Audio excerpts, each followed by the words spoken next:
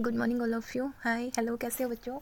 I hope आप सभी अच्छे होंगे, पढ़ रहे होंगे। देखिए, हमने एनसीईआरटी क्लास से 7th की 9 चैप्टर हम कर चुके थे संस्कृत में, और आज हम 10वां पाठ पढ़ते हैं जिसका नाम है विश्व बंधुत्व मतलब भाईचारा। ठीक है, देखिए इसमें क्या बताया गया है, हम इसको पढ़ते हैं। देखिए, उत्स्वे वैसने दुर्भिक्षे, यहाँ पर एक मतलब राष्ट्र के प्रति प्रेम भाव और मतलब सद्भावना एवं भाईचारा होना चाहिए, इसके बारे में बताया गया है। इस पाठ में हमें अपने देश के प्रति कैसे रहना चाहिए और हमें आपस में कैसे प्यार के साथ रहना चाहिए, उसके बारे में बताया गया है। ठीक है, तो आइए पढ़ते हैं पाठ। उत्स्वे वैसने दुर्भिक्षे राष्ट्र विपल्लवे दैनन्दिन व्यवहारे च यम सहायतां करोति सह बन्धुः भवति। यदि विश्वे सर्वत्र एतः दृश्यः भाव भवेत् तदा विश्व बंधुत्वम संभवति। देखिए, ये कहते हैं उत्सवे वैसने, उत्सव में मतलब किसी भी त्योहार में, वैसने मतलब होता है किसी भी दुख में या पीड़ा में, दुर्भिक्ष से मतलब अकाल में, और राष्ट्र विपल्लवे मतलब राष्ट्र पर किसी भी संकट आने पर, दैनन्दिन व्यवहारे मतलब दैनिक व्यवहार में, दिनचर्या में। ठीक है, मतलब मान लो दिनचर्या में बहुत सारी ऐसी मुश्किलें होती हैं हम जो डे बाई डे फेस करते हैं। ठीक है, तो ऐसे दैनिक व्यवहार में जब कोई मुश्किल आती है तब हमें कोई सहारा देता है, तो मतलब उसको बोला गया है कि दैनिक व्यवहार में। च मतलब और, यह मतलब जो, सहायता मतलब जो सहायता हमारी हेल्प, करोति करता है, सह, सह का मतलब वह, बंधु मतलब भाई, भवती मतलब होता है। देखिए, जो व्यक्ति उत्सव में मतलब हमारे साथ रहता है, किसमें? उत्सव में, वैसने किसी भी संकट में, दुर्भिक्ष से मतलब अकाल के समय, और राष्ट्र पर कोई भी विपत्ति आने पर, और दैनिक व्यवहार में जो भी हमारी सहायता करता है वही वास्तव में भाई होता है, बंधु होता है। यदि विश्वे सर्वत्र, यदि मतलब अगर, विश्व मतलब संसार में, सर्वत्र मतलब सभी जगह, एतः दृश्य है ऐसी ही मतलब ऐसा ही भाव, ऐसा ही भाव हो, मतलब सभी एक दूसरे की हेल्प करें, अगर ऐसी भावना हो, भवेत मतलब हो, तदा मतलब तब, विश्व बंधुत्वम संभवती तभी भाईचारा संभव है। ठीक है, अगर सभी ऐसा मानेंगे कि मतलब हमें एक दूसरे की हेल्प करनी चाहिए, दुख के समय हमें सहायता करनी चाहिए, तभी हमारे देश में, संपूर्ण देश में विश्व बंधुत्व मतलब भाईचारे की भावना संभव हो सकती है। परंतु अधुना, देखिए अब ये क्या कहते हैं कि परंतु अधुना निखिले संसारे कलहस्य अशांतेः च वातावरणम् अस्ति मानवः परस्परं न विश्वसन्ति। परंतु लेकिन, अधुना आज, निखिले संपूर्ण, देखिए एक एक अक्षर की बता देती हूँ पहले, फिर संपूर्ण लाइन की देखेंगे। अधुना मतलब अब, निखिले मतलब संपूर्ण, संसारे मतलब संसार में, कलहस्य कलह का, झगड़े का, अशांति, अशांति है मतलब अशांति का, वातावरण मतलब पूरा हमारा जो बैकग्राउंड है, सॉरी बैकग्राउंड नहीं, जो हमारा इन्वायरमेंट है, अस्ति है, अगर, परंतु आज हमारे संसार, आज हमारे संपूर्ण संसार में कलह और झगड़े का और अशांति का वातावरण है। मानव परस्परम न विश्वसंति, मानव जो है वो एक परस्परम मतलब एक दूसरे पर विश्वसंति विश्वास नहीं करते हैं। मनुष्य जो है वो एक दूसरे पर क्या नहीं करते हैं? विश्वास नहीं करते हैं। ते परस्य है कष्टम स्वकीयम कष्टम न गण्यति। ते मतलब जो लोग हैं संसार के, वो आपस में मतलब परस्य का मतलब यहाँ आएगा दूसरे के। ते मतलब जो संसार के लोग हैं वे दूसरे के कष्ट को, सबकी मतलब अपना कष्ट, दुख न गण्यति नहीं मानते। मतलब क्या होता है कि संसार में जो दूसरे पर दुख होता है ना, उस दुख को लोग अपना नहीं मानते, गण्यति मतलब नहीं मानते। अपि च समर्थः देशा असमर्थान देशान प्रति उपेक्षा भावं प्रदर्शयन्ति। अपीच और भी, समर्थ मतलब जो समर्थ देश हैं, जो शक्तिशाली देश हैं, असमर्थान देशान जो असमर्थ देश हैं मतलब जो थोड़े से गरीब देश हैं, ऐसे देश के प्रति उपेक्षा का भाव रखते हैं। प्रदर्शनती मतलब प्रस्तुत करते हैं। जो देश थोड़े से अमीर हैं, मतलब जो अमीर हैं, ऐसे देश जो गरीब देश हैं उनके प्रति क्या करते हैं? उपेक्षा मतलब हीन भावना प्रदर्शित करते हैं। तेसाम ऊपरी स्वकीयम प्रभुत्वम स्थापयन्ति। तेसाम ऊपरी उनके ऊपर, अब स्वकीयम अपना, प्रभुत्व मतलब प्रभुत्व होता है मतलब अपना ही अधिकार। ठीक है, अधिकार स्थापित करते हैं। मतलब जो ऐसे देखा ना कि इसमें देश में थोड़ी सी कमी है, तो जो मोस्ट पॉपुलर या फिर शक्तिशाली देश होता है वो उसके ऊपर अपना क्या करता है? कहीं ना कहीं अपना अधिकार जमाने की कोशिश करता है, उसको दाबने की कोशिश करता है ना। अक्सर ये हमें समाज में भी देखने को मिलता है। जो अमीर लोग होते हैं वो गरीब लोगों को दबाने की हमेशा कोशिश करते हैं। आपने भी अपने समाज में, आपने अपने मतलब इन्वायरमेंट में ऐसा होता देखा होगा कई बार। ठीक है, देखिए हमें ऐसा नहीं करना चाहिए। संसारे सर्वत्र विद्वेषस्य शत्रुतायाः हिंसायाः च भावना दृश्यते। संसारे मतलब संसार में, सर्वत्र सभी जगह, विद्वेषस्य विद्वेष की मतलब दुश्मनी की, शत्रुता की, हिंसाया और हिंसा की भावना भावना देखी जाती है। मतलब हमें क्या होता है कि सारे संसार में विद्वेष से मतलब द्वेष की, प्रतिशोध की, ठीक है, प्रतिशोध की, शत्रुता की और हीनता की भावना दिखाई देती है। देशानाम विकासः अपि अवरुद्धः भवति। देशानाम, इससे क्या होता है कि देशों का विकास आपस में रुक जाता है। देखो अब जैसे मान लो कोई देश है, जैसे यही लगा लो आप, चीन है, चीन नहीं, अमेरिका है, जैसे बहुत शक्तिशाली देश है, ठीक है। अगर मतलब वो दूसरे, जैसे मान लो इंडिया से अगर भेदभाव रखेगा तो कहीं ना कहीं उसको ये तो होगा ही कि कहीं ना कहीं उसकी जो इकोनॉमी है थोड़ी वो तो प्रभावित होगी, ठीक है। इससे क्या होगा कि देशानाम मतलब देशों का आपस में विकास जो है अवरुद्ध हो जाएगा, रुक जाएगा, ठीक है। उसको हानि पहुंचेगी, किसको, विकास को। अगर दोनों मान लो जैसे इंडिया और जैसे अमेरिका है, दोनों अगर साथ मिलकर चलेंगे तो कहीं ना कहीं उनका जो विकास है और आगे की तरफ बढ़ेगा। लेकिन कहीं ना कहीं आपस में वो दूरियां बना ले, दुश्मनी कर लें एक दूसरे से, तो कहीं ना कहीं दोनों की जो प्रगतिशील है उसको हानि पहुंचेगी, ठीक है। नेक्स्ट देखिए, इयं महती आवश्यकता वर्तते यत् एकः देशः अपरेण देशेन सह निर्मलेन हर्तेन बंधुतायाः व्यवहारं कुर्यात्। इयं मतलब यह, महती बहुत ही आवश्यकता, बहुत ही परम आवश्यकता है कि यत मतलब जो एक है कि एक देश अपरेण दूसरे देश के साथ निर्मल हृदय के साथ बंधुता भाईचारा का व्यवहार करे। मतलब आज इस बात की बहुत ज़्यादा आवश्यकता है कि एक देश दूसरे देश के साथ निर्मल भाव से और हृदय से भाईचारे का व्यवहार करे एक दूसरे के साथ, ठीक है। विश्वस्य जनेषु इयं भावना आवश्यकी। विश्व संसार के लिए, संसार के लोगों के लिए, जनेषु मतलब लोगों के लिए, इयं यह जो भावना है मतलब भाईचारे की भावना है, यह भावना बहुत ही आवश्यक है, जरूरी है। ततः विकसित्योः देशयोः मध्ये स्वस्थः, हाँ जी स्वस्थः ही है, एक बार देख लेते हैं हम, स्वस्थः, ठीक है, हाँ जी। ततः विकसित्योः देशयोः मध्ये स्वस्थः स्पर्धा भविष्यति, ठीक है। ततः मतलब इससे क्या होगा कि विश्व बंधुता की जो भावना है वो बहुत ही जरूरी है। ततः विकसित, जो इससे जो विकासशील और जो विकसित देश हैं उनके बीच में आपस में जो प्रतिस्पर्धा की भावना है वो होगी, उनके बीच बनी रहेगी। मतलब देखो, एक होता है विकासशील देश और एक होता है विकसित देश। एक विकसित देश होता है जो पूर्ण रूप से विकसित हो चुका है, जिसमें हर चीज़ की क्या है, सुविधा है, कहीं ना कहीं उन्होंने हर चीज़ को प्राप्त कर लिया है, डेवलपमेंट इतनी हो चुकी है कि वो विकसित हो चुके हैं।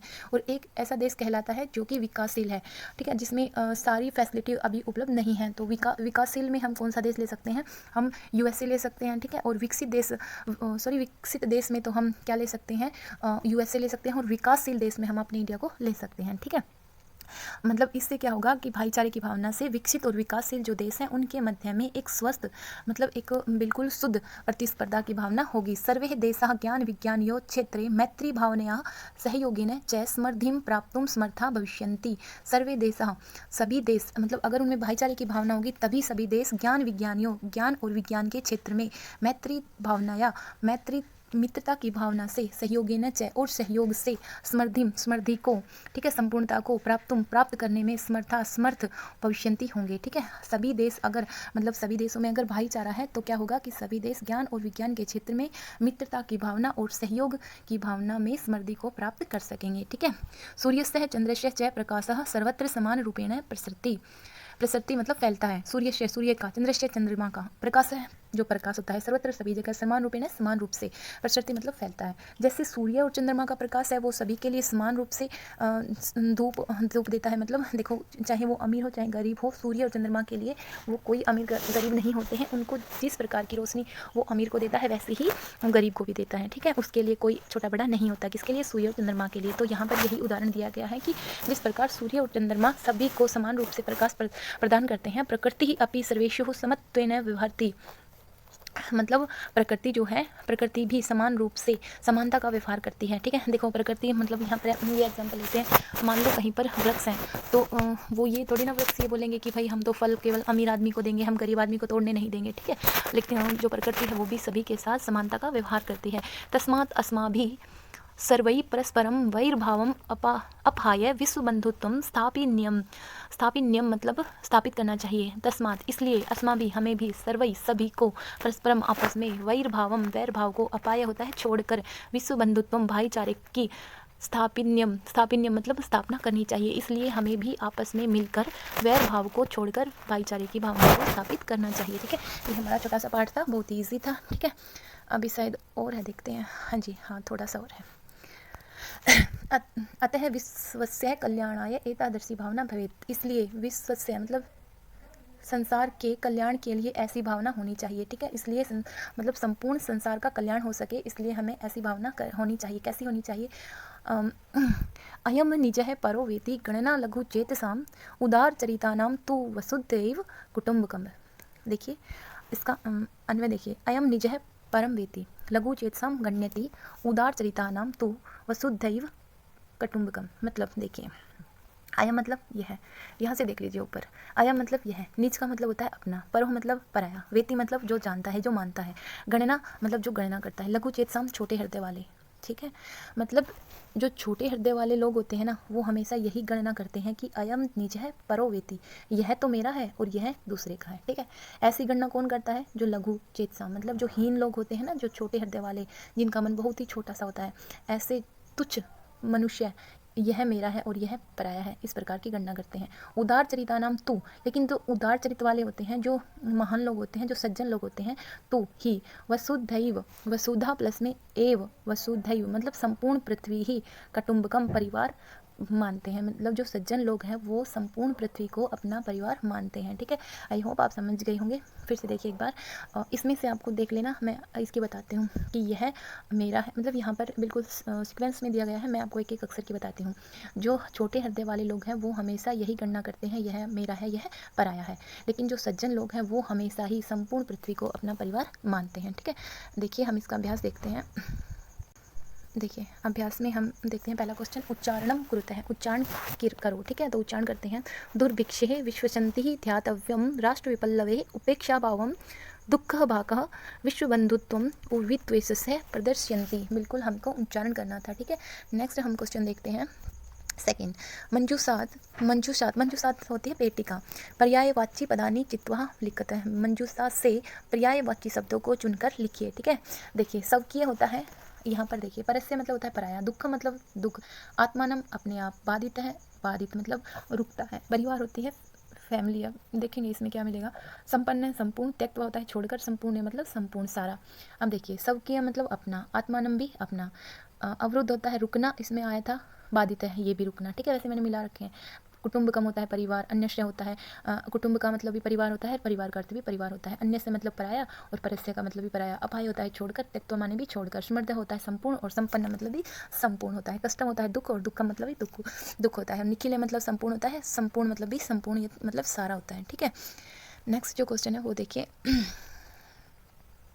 रेखांकित, हाँ जी, रेखांकित पदानी संशोध्य लिखता है। रेखांकित जो पद हैं उनको संशोधित करके मतलब उनको ठीक करके लिखो। यहाँ पर वो गलत दिए गए हैं, आपको संशोधन करना है उनमें, उनको ठीक करना है, ठीक है। देखिए छात्रः क्रीड़ा क्षेत्रे कंदुकात क्रीडन्ति, छात्र मतलब जो बच्चे हैं, क्रीड़ा क्षेत्र खेल के मैदान में, कंदुकात मतलब गेंद से खेलते हैं, ठीक है। तो कंदुकात नहीं आएगा, इसमें क्या आएगा, हमें तृतीय विभक्ति करनी है, जैसे कर्ता ने कर्म को करण से, ठीक है। तो कंदुकेन है मतलब फुटबॉल से खेलते हैं, ठीक है। अगर कंदुकात का अर्थ होता तो ये होता कि अलग होते हैं, जब कोई चीज़ पांचवी विभक्ति तब आएगी, इस बात का ध्यान रखना। ये हमारी है पंचमी विभक्ति, ठीक है। एक मिनट रुकिए, ये हमारी है पंचमी विभक्ति, ये हमारी है तृतीय विभक्ति। अब आप ये सोचो कि यहाँ पर ये पांचवी विभक्ति गलत क्यों है, तीसरी विभक्ति क्यों आएगी। देखिए इसका कारण ये है कि जहाँ पर पांचवी विभक्ति आती है, पंचमी विभक्ति आती है, वहाँ पर अलग होना पाया जाता है। जैसे हम कहेंगे पत्राणि पतंती, ठीक है, वृक्षात पत्राणि पतंती, वृक्ष से पत्ते गिरते हैं, ठीक है। अगर हम यहाँ पे यूज़ करेंगे तो वृक्षात लिखेंगे कि वृक्ष से, अब पत्ते अलग होते हैं ना, तो हम अलग होने के रूप में हम कौन सी विभक्ति, तृतीय विभक्ति का यूज़ करेंगे, ठीक है। और यहाँ पर क्या है, सेंस क्या बन रही है कि छात्र जो है वो खेल के मैदान में फुटबॉल से खेलते हैं। तो देखिए कर्ता ने कर्म को करण से, तो तृतीय विभक्ति आएगी, है ना, आएगी ना तृतीया, तो यहाँ पर तृतीय विभक्ति लगा देंगे। और राम के रूप याद कर लीजिए, आपको सारी विभक्तियाँ याद हो जाएंगी, ठीक है। राम है रामो, रामः रामेण, रामम रामो रामई, ठीक है, ऐसे याद कर लीजिए। और रामेण है रामाभ्याम रामही, और रामे चतुर्थी विभक्ति में आ जाएगा रामाय, राम के लिए, रामाभ्याम और रामेभ्य। इस प्रकार से आप है ना अकारांत रूप सारा याद कर लीजिए राम का, आपको सभी अकारांत रूप याद हो जाएंगे, ठीक है।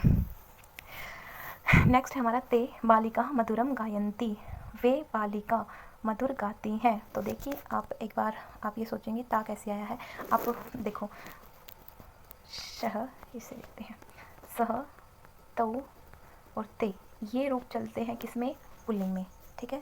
अब स्त्रीलिंग में कैसे चलते हैं, सा ते ताहा बहुवचन, ये हमारी स्त्रीलिंग के हैं और ये एक वचन, ये द्विवचन और ये बहुवचन है। ठीक है, तो ते का मतलब क्या है? वे लड़कियां मधुर गाती हैं। तो यहाँ पर ते मतलब वे नहीं है, अगर ते होता तो यहाँ पर पुल्लिंग होता। बहु स्त्रीलिंग है इसलिए यहाँ पर ताहा आएगा, बहुत सारी लड़कियाँ। अहम पुस्तकालय पुस्तकानि आनयामि, मैं पुस्तकालय से पुस्तकें लाता हूँ। देखो, पुस्तकालय से पुस्तक लेकर आता हूँ, तो पुस्तकालय से पुस्तक अलग हो रही है ना, तो पुस्तकालयात पुस्तकालय से मैं पुस्तक लेकर आता हूँ, अलग हो रही हैं ये। तो यहाँ पर पंचमी विभक्ति आ जाएगी। तुम किम नामः, तो यहाँ पर आ जाएगा तव किम नाम, तुम्हारा क्या नाम है। गुरुम नमः, गुरु को नमस्कार है।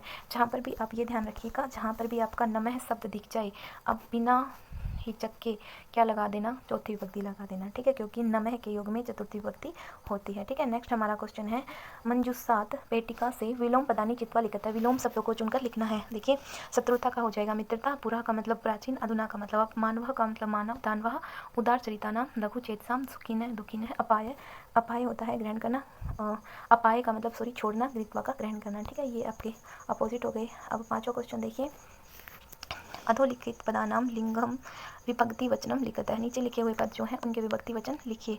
अब देखिए, ये आपको पद दिए गए हैं, ये आपको लिंग लिखने हैं, ये विभक्ति और ये वचन। देखो, आपका जो बंधु शब्द है वो क्या है? पुल्लिंग शब्द है एक। ठीक है, प्रथमा विभक्ति और हमारा एक वचन है। ठीक है, जैसे राम है रामौ, रामः, बंधु बंधौ, बंधव। ठीक है, राम है रामौ, रामः, बंधवः, ऐसे आ जाएगा। ठीक है, गुरु की तरह चलेगा, सॉरी, ये गुरु और गुरुवः है, ऐसे चलेंगे। देवा, अब देवान है, जैसे देश अकारांत है, तो हमारे किसकी जगह? राम की तरह चलेंगे, तो ये बहुवचन में आ जाएगा। जैसे राम है रामौ, रामः, रामम, रामौ, रामान, ऐसे। तो देशान द्वितीय विभक्ति बहुवचन है, पुल्लिंग शब्द है ये। घृणा जो है एक स्त्रीलिंग शब्द है और ये पंचमी विभक्ति एक वचन है। कुटुंबकम, आपको पहले अकारांत, इकारांत, उकारांत और आकारांत ये शब्द याद करने पड़ेंगे, तभी आप ये बता पाओगे। ठीक है, और 5वीं से 6th क्लास में तो आप शब्द रूप सीख चुके होते हो, कुछ राम का, बालक का, लता का, रमा का। ठीक है, और कुछ आप 7th में सीख जाते हो। ठीक है, कुटुंबकम हमारा जो है नपुंसक लिंग है, ये द्वितीय विभक्ति और एक वचन। रक्षायाम हमारी स्त्रीलिंग शब्द है, सप्तमी विभक्ति एक वचन है।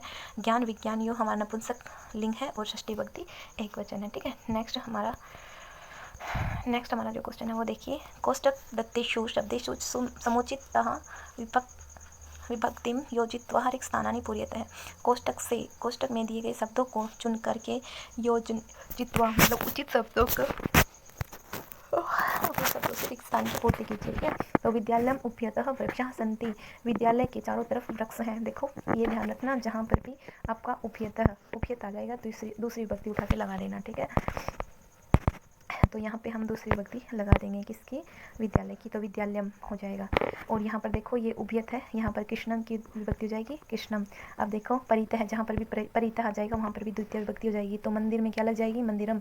नमो सूर्याय नमो, मैंने बताया था नमः के योग में चतुर्थी विभक्ति होती है। देखो, परितः और उभयत के योग में हमारी कौन सी विभक्ति हो जाएगी? दूसरी।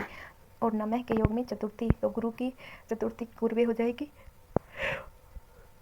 ऊपरी अधः मतलब अधः नीचे और ऊपरी ऊपर। ठीक है, अधः और ऊपरी का जहाँ पर योग हो जाएगा वहाँ पर हम कौन सी विभक्ति लगा देंगे?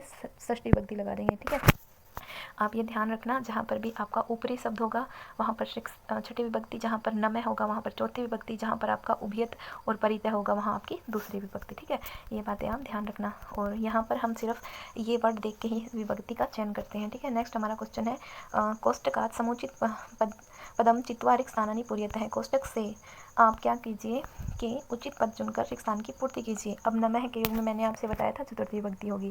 ठीक है, तो यहाँ पर ये आ जाएगा। परितः के योग में मैंने आपको बताई थी दूसरी विभक्ति हो गई, तो ग्रामम दूसरी विभक्ति हो जाएगी। जो ग्रामश है वो षष्ठी विभक्ति हो जाएगी, तो ये हमारी नहीं आएगी। ठीक है, ये भी नहीं आएगी। नमः के योग में कौन सी बताई थी? चतुर्थी बताई थी, तो अम्बाया ही हो जाएगा।